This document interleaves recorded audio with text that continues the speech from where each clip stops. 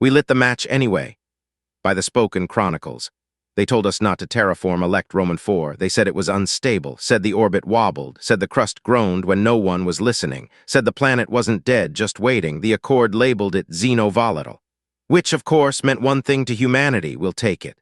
It wasn't arrogance, it was habit. You see, by then we'd already colonized 72 systems, survived the Poison Moon riots, outlasted the sun plague of Hellion Prime, rebuilt after the scream storms on Wormreach.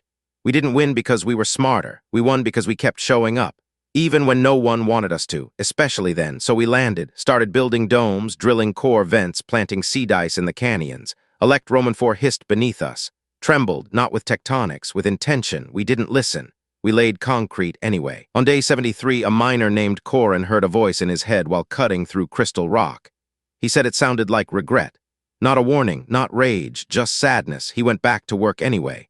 On day 84, an atmospheric condenser turned itself off and displayed a message no one had programmed. You can't say we didn't warn you. We laughed, fixed it, pushed forward. On day 90, the sun blinked. Literally, for 1.2 seconds. It disappeared from the sky. We checked every sensor.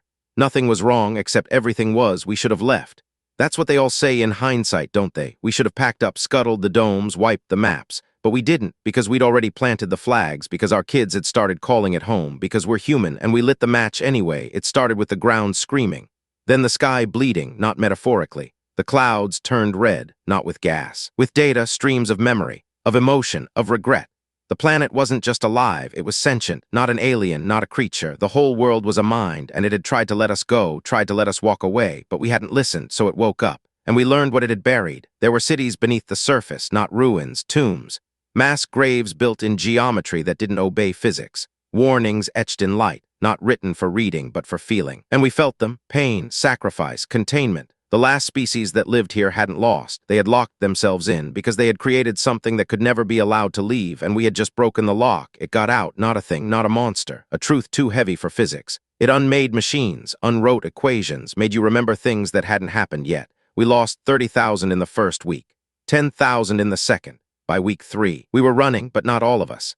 Some of us stayed to hold the line, to bury it again, not because it would work, but because it was the only thing we could do, because that's what humans are. We don't know how to stop, even when we're on fire, even when we're wrong, even when the whole universe screams no.